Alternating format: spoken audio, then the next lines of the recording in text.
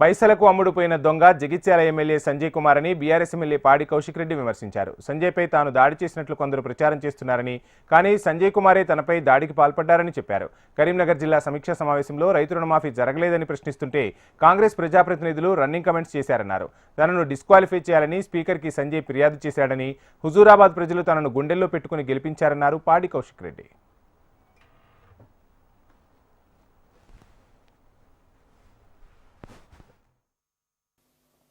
యావత్ తెలంగాణ ప్రజలకి తప్పుడు సమాచారం ఇస్తా ఉన్నారు.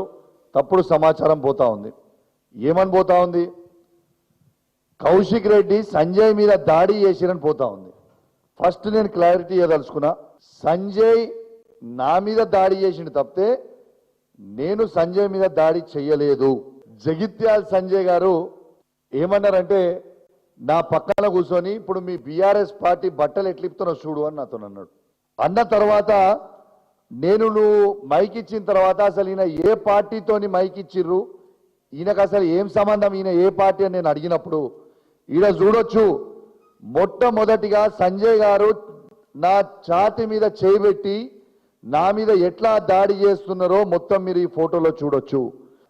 ఏ విధంగా డాక్టర్ సంజయ్ జగిత్యాల నా మీద దాడి చేసిండ్రో, కాంగ్రెస్ పార్టీ శాసనసభ్యులు ఏ విధంగా నాపై దాడి చేసిండ్రో, స్వయంగా మంత్రి శ్రీధర్ బాబు గారు ఏ విధంగా నన్ను ఏలు చూపించి బెదిరిస్తుండో, మరియు అక్కడ ఉన్న ముగ్గురు మంత్రుల ఆదేశాల మేరకు పోలీస్ వాళ్ళు ఏ విధంగా నా మీద దాడి చేసిండ్రో, మొత్తము తెలంగాణలో ఉన్న ప్రతి పౌరుడు ఏ విధంగా ఈ కాంగ్రెస్ ప్రభుత్వం, కాంగ్రెస్ మంత్రులు, కాంగ్రెస్ ఎమ్మెల్యేలు ఇలా వాళ్ళ ఆదేశాల మేరకు పోలీసులు ఏ విధంగా రౌడీలాగా బిహేవ్ చేస్తున్నారో ఒక్కసారి ఆ వీడియో క్లిప్ ద్వారా మీరు మొత్తం కూడా